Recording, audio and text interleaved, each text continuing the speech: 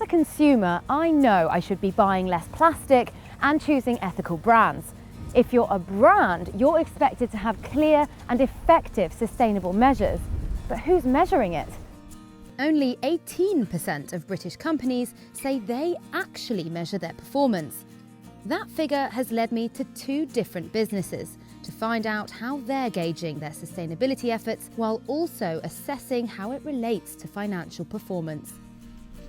Guy Singh-Watson from Riverford Organic Farmers is one of the UK's pioneering food producers, witnessing the rising growth of sustainability and its associated challenges from a front row seat.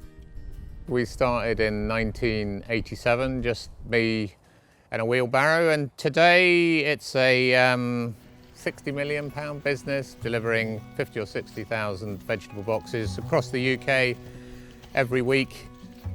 Now operating 3 farms across Britain, Riverford has been built on environmental consciousness, from field to doorstep. But for all the progress around sustainability, less than half of companies say they can make the link between sustainability and profitability.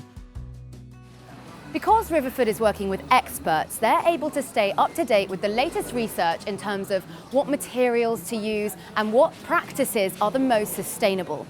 But not all companies have the same expertise or the same funding, which makes it really hard to gauge an industry-wide impact. So the most important benchmark is our carbon footprint.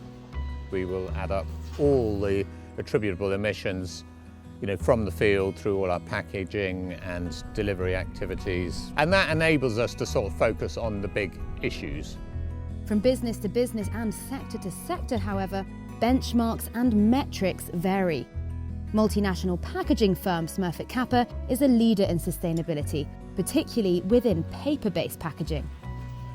The company, which operates in 35 countries, sets and tracks its own benchmarks. We have a Sustainable Development Report annually for the past 13 years, and that has been reporting a load of sustainability data every year in a consistent manner. It took us 3 years to develop our own system. At the time there was nothing available in the market.